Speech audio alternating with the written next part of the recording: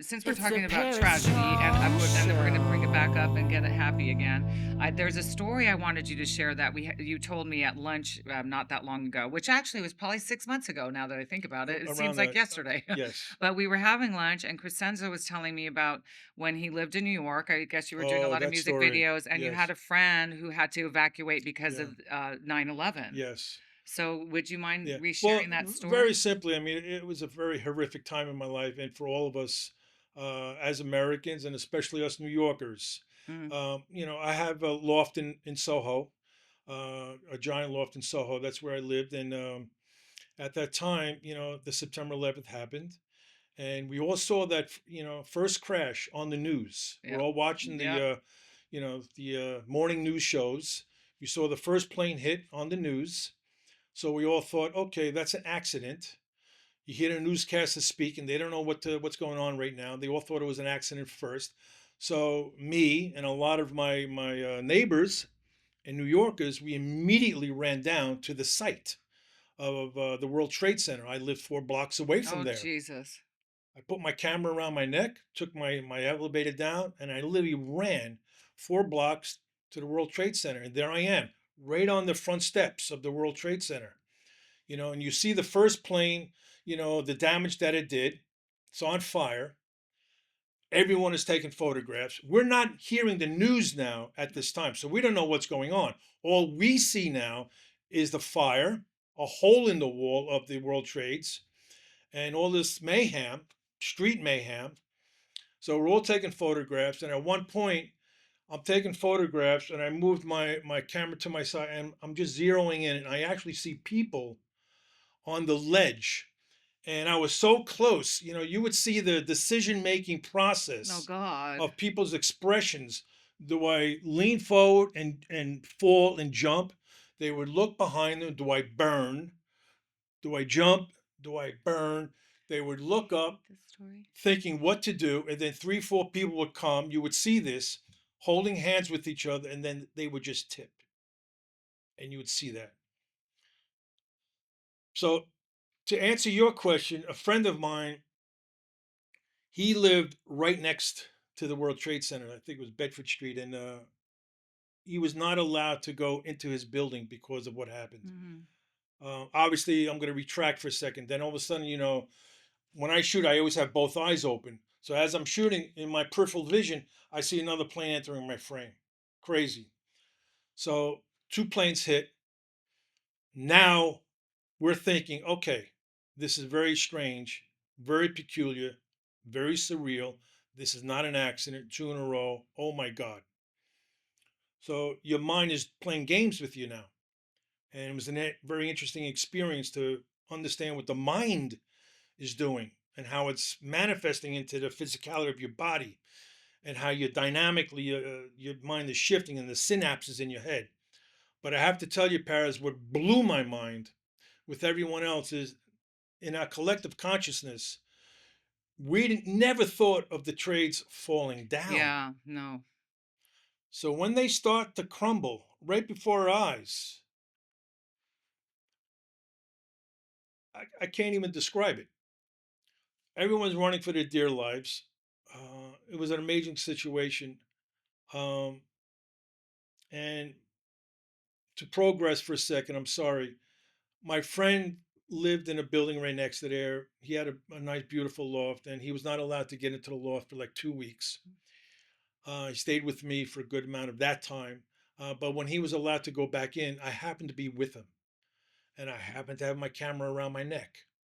So I'm with him. We take the elevator up. He gets his key out of his pocket, puts it into his door, into his loft, opens up the door. We walk in, and right before us, there's a brick wall, a big gaping hole, Mm. and what's on the floor is the seat of an airplane with a burnt crevice, burnt to a crisp, still with a seatbelt on, but burnt. This is just the And craziest. it was a remarkable thing to see. We took photographs. I took photographs. I had a lot of my photographs at the time in galleries Mm. that were in Soho. We were all sharing photographs. And I'm very, very proud to say, I mean, we all took horrific photographs. But there was one day that I just went around my neighborhood of Soho and parts of Tribeca, and I took photographs of American flags. Everyone that was living there had American flags in their windows, hanging from their windows. So I took pictures of American flags, hundreds of them, Love it. of all these windows all around Soho and Tribeca. Some of them were very dramatically presented and draped, and I got my film back. We were developing film at the time; it wasn't digital. Not But yet. when I looked at my contact sheet and I'm trying to choose, what photographs, it dawned on me, wow, these contact sheets are fantastic. It just encapsulated so many wonderful things, elements, flags, neighborhoods, hearts collected, all within one 8 by 10, 11 by 14 sheet of contact sheet. So I decided to blow up one contact sheet, mural size. Nice. And I'm very proud to say it was President Clinton at the time who was part of this. Um, I was accepted to be in the permanent 9/11 memorial I love installation that. with my I mural. that you didn't tell me that part when you told me this Yes, story. so it's I in a love permanent that. collection of a I would 9/11 like to see mural. that photo. And it says on the top, I have big graphics that says New York. There's the contact sheet. And then on the bottom, it says Home of the Brave. You need to enter that into the ASC show next time, you know? That would be a goodie. So I feel proud about that. And and I have a letter from them Mhm. signed by President Clinton. Wasn't president at the time, but he was part of that. Um, and they said why they accepted it. And I framed it. I was very, very proud that it was the only piece that they received during that time that was very spirited. I like it. Everything else that they've collected was very horrific, Mhm. very sad. This was very spirited, very I uplifting, like that. and that's Yeah. why they chose it. I was in Paris during the terrorist attacks, like 10 years, whenever that was. It was a while ago, and it was so horrible. And I was there for Perry Photo, and that was shut down. And then Mm, I walked I around remember that. with my little Leica Deluxe, and there was still blood stains all over the floors, and it was kind of You chaos. But saw that. and I just said, you know what? I don't want to take those photos. I want to take. I went around and took pictures of people hugging and kissing and That's good making for a you, yeah, Paris. and That's took good that these you really did that. happy photos, and Yeah, some of the happier photos. I don't like to see negative things anymore. I just don't yeah. want to.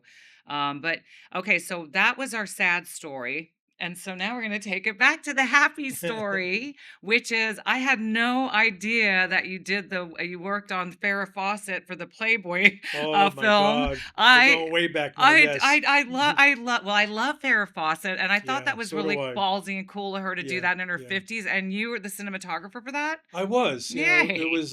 was Playboy at the time were doing all these Playboy films. Mhm. They were pretty known for that at the time, not just for Yeah. the magazines, but they were actually doing Yeah, films, they were doing artsy artsy films, fartsy for video films. releasing. Perfect. And they had a big one coming up. It was a big anniversary for Farrah Fawcett. Yeah, I was called for that. I was honored by that. I was I called. bet. So of course I raised my hand. Yes, and I was a big Farrah Fawcett fan, like we all All were of at it, the all. time.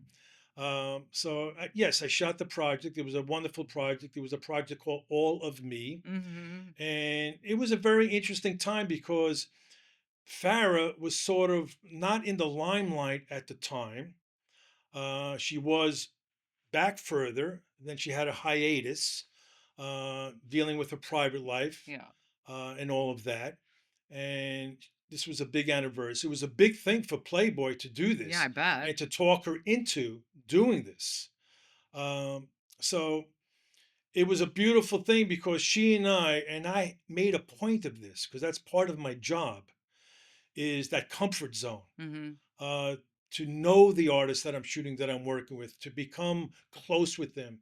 Most of all, to have this communication where they know that they can feel secure with you and that they love you now. But it reached a point now where she loved me so much that she didn't want to do anything unless I was there. Wow. She didn't want to have anyone being there unless I was there hearing the conversation when she was in front of camera. So I was honored about that, but I did recognize that I was sort of her security blanket. Well, I'd be terrified if they were like, "Here's a cinematographer, get naked." I'm like, "This is the guy that I have to get naked in front of." I'd uh, be like, "I'm scared." it was nice, but she was such a Well, you sweetheart. look intimidating, I would be like, Sure can it I get a was. woman or Sure like it was. maybe a teenage girl?" You know, and here I am shooting Farrah Yeah. freaking Fawcett. And she loved you and you loved working and she Yes. seemed so sweet. I feel so sad that she died the same day as Michael Jackson and she got no play. Yes. I'm like, Yes. "Wait, did Michael Jackson I died saw with that. the I same?" recognized Remember that. that? Yes, I Well, did. first of all, I didn't realize what a huge Michael Jackson fan I was till he died because I couldn't stop crying for 2 weeks. Oh, is that And right? yeah, and I was engaged at the time and getting married, which turned out to be his birthday really soon after that, and I couldn't stop crying because I love I he's a part of your, he's Yes. inbred in the history of your life, I think, because music is that way, Yes, he was. movies, films, music. You know, I worked with him as well. Yeah, I know, I Yes, love that, and what he must have been a interesting person to work with. very Yeah, much so so. but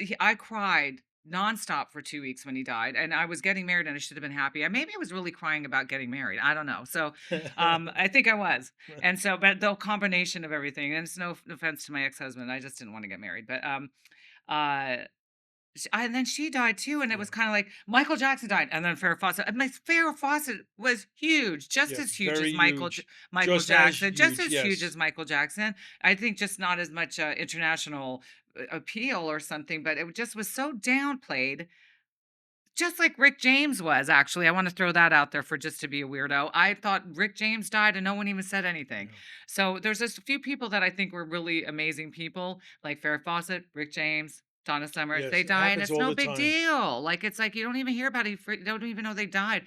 But so Farrah loved you. She's It's the gorgeous. Paris Yes. Chong